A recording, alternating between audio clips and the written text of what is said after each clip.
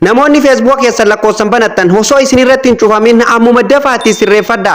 Facebook lakkoofsan banatuun dhoowwaadha jechuudha. Namoonni baay'een yeroo Facebook banattan lakkoofsan banattan garuu Facebook keessan yeroo ol deemee namoota hordoftoota baay'ee isiniif argate isin irratti cufama seera qabeessa waan hin ta'iniif jechuudha. Kan duraan lakkoofsan banattan illee akkamitti akka isin kara seera qabeessatti deebifattanii Facebook keessan hanga bilbilli keessan jiru bilbila haarallee yoo bitattan irratti dabarfatanii itti fayyadamuu dandeessan. Biyya kamiirraa biyya kamitti yoo galtan jechuudha. Akkamitti akka Facebook keessan isin waliin itti jiraatu akka itti sirreeffatuu dandeessan amma isin argisiisa. Nagallee hin daganne akkam jirtu hordoftoota kiyya baga irra deebiin gara chaanaala Oromaan dhuftan namoonni haaraa dhuftan yoo jiraatan subscribe godhaa maatii keenyatti dabalaa maama kallattii man gara barumsaa isin dabarsan afaan bu'a.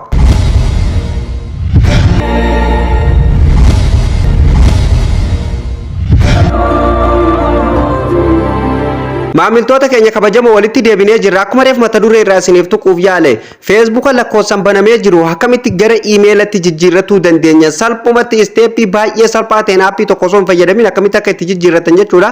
Amma isin argisiisa nafaana bu'a. Kana sirreeffatu Facebook keessa seeneetiin isin argisiisa. Facebook keenya isa kana yeroo tokkoof irratti kilik godheetiin keessa seenaa jechuudha. Sana booda Facebook keessan haala kanaan eega isinii banee jechuudha. Salphumatti maal gootanii steepii man isinitti argisiisu kana sirriitti ilaalaa jechuudha. Asirratti tuqaa sadeen kanarratti yeroo tokkoof ni cuqaastu jechuudha. Eega Facebook keessan keessa seentanii sana booda gubbaa kanarratti mallattoo settingii ni argattu yookaan jala kanatti gadi buutanii kan gubbaa sanarraa mallattoo settingii hin baafne jala kanatti setting and privacy jettu tana ni argattu. Yeroo tokko irratti kilik gootanii gara fuulduraa deemtu. Sana booda asirratti gadi dhuftanii jechuudha setting bakka jedhu kanarratti ni cuqaastu jechuudha. Sana booda haala kanaan fuula kana qabatee isinii dhufaa jechuudha. Yeroo inni haala kanaan isinii dhufe personal data list jedhu kanarratti yeroo tokkoof kilik gootanii gara fuulduraa deemtu jechuudha. Sana booda ammallee haala kanaan profaayila keessan qabatee isiniif dhufa. Profaayila keessaniif maqaa Facebook keessanii haala kanaan qabatee isiniif dhufa jechuudha. Lammaffaa irratti illee asirratti gadi buutanii jechuudha personal details ka jedhu kana isarratti cuqaastanii jechuudha. Password and security ka jedhu jalatti jechuudha. Kanaafu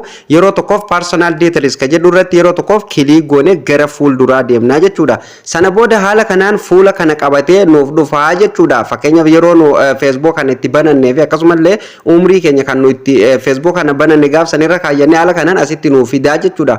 Amma asirratti yoo lakkoofsa irraa qabaattan email irraa qabaattan illee haala kanaan gubbarratti tokkoma qofa isinitti argisiisa. Bal'ina isaa gara fuulduraa deemne ilaallaa jechuudha. Isuma tokkoffaa kanarratti cuqaaftan kan maal nuun jedhu contact info ka jedhu kana fuuldura qastiitu jira irratti kilik gootanii gara fuulduraa deemtu jechuudha. Sana booda haala kanaan fuula kana qabatee nuuf dhufaa jechuudha. Contact information jedhee jechuudha.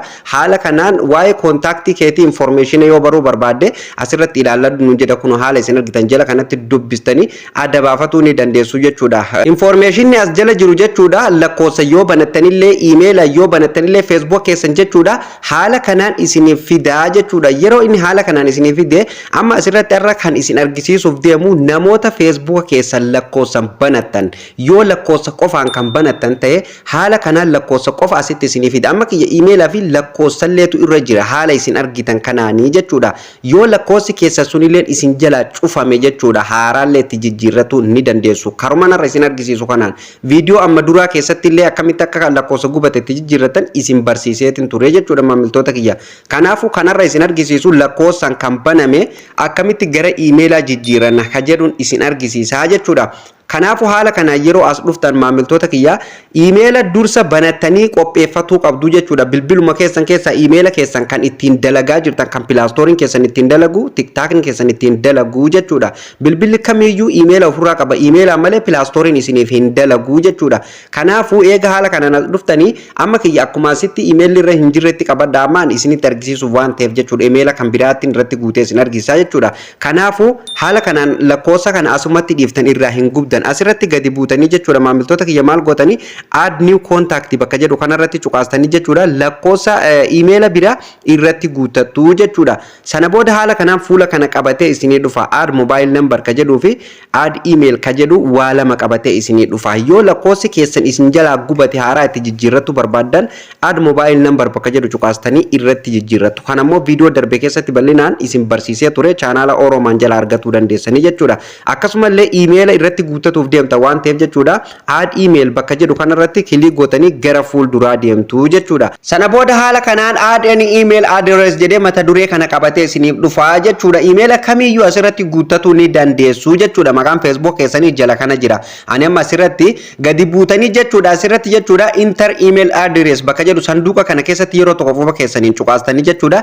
Email keessan isa sirrii osoo hin dogongorin kanuma bilbila keessan keessatti duraan itti fayyadamaa jirtan itti guutuu jechuudha. Kanaafuu ani amma email kiyya isa sirrii ittiin guutaa jechuudha. Kunoo email kiyya itti guutaatiin jira jechuudha. Haaluma kanaan itti guutanii jechuudha isinillee itti guutee xumureetiin jira jechuudha maamiltoota kiyya. Haala kanaan email keessan isa sirrii eega itti guutanii xumurtanii qubee takkallee osoo keessaa hin dogongorin haala kanaan eega itti guutanii xumurtanii jechuudha. Amma jalatti next tajettu tun isiniif hin ifne gara keessatti gad deebitee jirti jechuudha. Sababnis Facebook keenya kanaan wal hin qabsiifne jechuudha. Kanaafuu maal gootan jechuudha suuta jettanii ol harkistanii jechuudha. Suuta jettanii eega ol harkistan boodan jechuudha maqaa Facebook keessanii kunu asitti ni argattu jechuudha. Fuulduratti geengootu jira. Geengoo kana keessatti raayitii gootu jechuudha. Yeroo isin raayitii as keessatti gootan nextiin haala kanaan jechuudha ol baatee isiniif mul'atti jechuudha. Sana booda nextii tana ni cuqaastanii jechuudha kallattimaan gara email keessanirratti koodii isiniif ergaa koodii sana achirraa fudhattanii tuma dhuftanii jechuudha bakka duwwaa sanitti guuttanii nextii gootanii jechuudha. Mee anamma isin argisiisumaaf jechuudha nextii godheetiin gara fuulduraa deemaa jechuudha.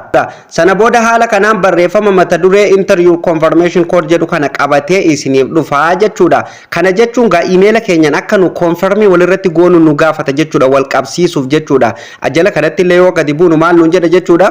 Email kanarratti jechuudha. Email keenya kun asitti nuuf kaa'ee jira jechuudha. Email kanarratti verification code siif erginee jira. Email kana keessa koodii akka nu fudhannu nu gaafata jechuudha. Kanaafuu isin amma guutumattu bilbila keessan garaa gidduu gadi tuttaniituma as keessaa baatanii jechuudha. Email keessanirraa jechuudha koodii dijitii 6 kan inni isiniif ergu san achirraa fudhattanii dhuftanii bakka duwwaa kanatti jechuudha. Enter confirmation code bakka jedhu kanatti guuttanii jechuudha. Sana booda nextiin ajirti.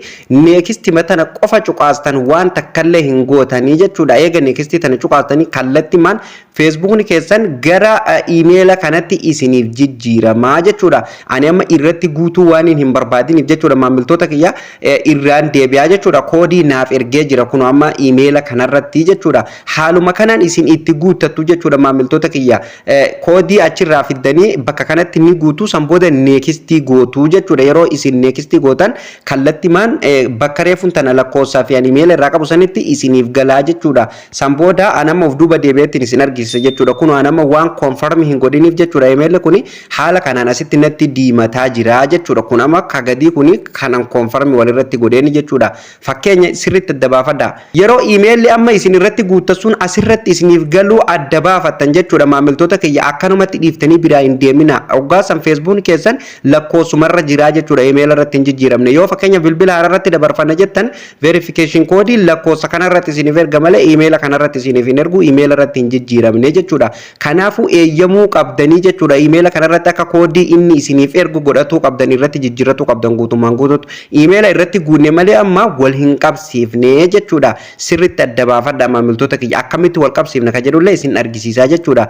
Fakkeenyaaf emailuma kanarra gadi cuqaastan emailuma kanarra yeroo tokkoof kilik gootanii jechuudha. Sana booda haala kanaan fuula kana qabatee isinii dhufaa jechuudha. Asirratti maal nuun jedha confirm email nuun jedha. Email kanaan wal qabsiisii nuun jedha jechuudha. Email keenya gubbarratti nuuf kaa'ee jira jechuudha maamiltoota kiyya. Asirratti immoo confirm email nuun jedha. Jala kanatti illee delete email jedha. Email kana irraa gubuu yookaan confirm walirratti godhuu jechuudha. Wal qabsiisuu jechuudha. Akka koodii asirratti nuuf erguuf boodallee. Kanaafuu confirm email bakka jedhu kana cuqaasni jechuudha. Wal qabsiifnaa jechuudha. Yeroo isin confirm irra cuqaastan haala kanaan email amma isin irratti guuttatan ol baasee isinitti argisiisaa jechuudha. Maqaan Facebook keessanii jala kana jira. Sana booda geengoo fuuldura jirti. Geengoo kanarratti yeroo tokko raayitii gootu jechuudha. Yeroo isin as keessatti raayitii gootan nextiin haala kanaan ol baatee iftee isinitti mul'atti jechuudha. Nextii tana cuqaastanii jechuudha maamiltoota kiyya. Mi'a nama nextii godheetiin gara fuulduraa deemaa jechuudha. Wal qabsiisuullee hin barbaanne isinuma argisiisuuf dhumarra geetiin irraa deebi'a. Eega nextii cuqaastanii haala kanaan jechuudha fuula kana qabatee isiniif dhufaa jechuudha. Amma asirratti illee jechuudha eeyyama kennuuf si ta'uu fi nama biraa ta'uu abbaa akkaawuntii kanaa ta'uu keenya mirkaneessuuf koodii ammallee emailuma sanarratti deebi'ee nuuf ergaa jechuudha. Email sanirraa koodii fudhannee bakka kanatti dhufnee enter confirmation code bakka jedhu kanatti jechuudha ni guutanaa jechuudha. Sana booda jala kanatti amma neextiin tun ifaa hin jirtu. Yeroo isin asirratti verification code itti guutan jechuudha. Kun isiniif itti jechuudha. Mi'a nama isin argisiisum akkuma fakkeenyatti yeroo itti guute kunoo haala kanaan jechuudha. Yeroo isin asitti code guutan neextiin illee jala kanaan isiniif ifti jechuudha. Irratti cuqaastaniituma kallattiin jechuudha. Email keessanii fi Facebook keessa wal qabataa jechuudha. Maamiltoota kiyya yeroo wal qabate amma booda yoo bilbila tokkorraa bilbila tokkotti illee dabarfatuu feetan jechuudha. Verification code lakkoofsa san irratti isiniif erga osoo hin taane gara email kanatti isiniif erga jechuudha. Email international waan ta'eef jechuudha maamiltoota kiyya biyya hunda keessatti ni dalagaa jechuudha. Biyya kamiyyuu keessatti biyyuma inni keessatti eeyyamamaa ta'e taanaan email biyya addunyaa kanarraa biyyi inni itti eeyyamamaa hin ta'in yoo xiqqaate biyyuma muraasa malee inuu hin jiru haala kanaan jechuudha. Emailatti jijjiirrattanii jechuudha. Ani gadi qabee yookaan gadi fageenyaan wanti isinitti himuu barbaadu maamiltoota kiyya Facebook gonkuma lakkoofsan hin banatina. Facebook yoo isin lakkoofsan banatan hordoftoonni keessan 5,000 ol hin taru akkasumallee yeroo 5,000 san ga'eeyyuu isin irratti cufanii jechuudha. Miliyoona takka yoo qabaate Facebook keessa yoo lakkoofsan baname isinuma irratti cufama. Yoo cufame immoo deebiin isallee baay'ee jabaataa jechuudha. Kanaafuu emaila haala kanaan irratti guutattu jechuudha. Amma kiyya reefuun tan asirratti lakkoofsa tokkoo fi emaila tokko qofa irra jira. Amma emaila lamaa fi lakkoofsa tokkootu irra jira jechuudha. Lakkoofsi kun yoo gubate akkamitti irraa gubna ka jedhuun isin argisiisa jechuudha. Yeroo tokkoof lakkoofsuma kanarratti cuqaastan irraa gubuuf asitti amma confirm number nuun jedha yookaan jalatti delete nuun jedha jechuudha. Delete number jedha irraa gubuu feetamoo confirm wal qabsiisuu feetaa nuun jedha. Yoo lakkoofsi kun isin jalaa cufamee jiraate delete number bakka jedhu kanarra cuqaastanii jechuudha. Sana booda haala kanaan delete number jedhee ammallee question mark mallattoo gaafii fuulduratti isiniif kaa irraa gubuu feetaa jedhee isin gaafataa jechuudha.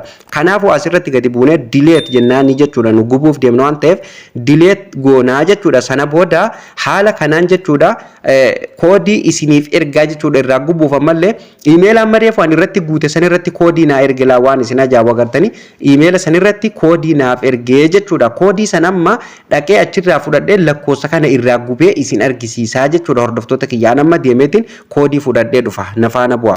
Anama kuno emaila kanarratti jechuudha koodii naaf ergee jira jechuudha. Haala isin argitan kanaan jechuudha your Facebook security code jedhe haala kanaan jechuudha jala kanatti kuno koodii tana naaf ergee jira jechuudha. Amma kiyya koodii baay'ee na ergee jechuudha. Yeroo tokko koodii dijitii 6 qofallee isin erguu danda'a jechuudha.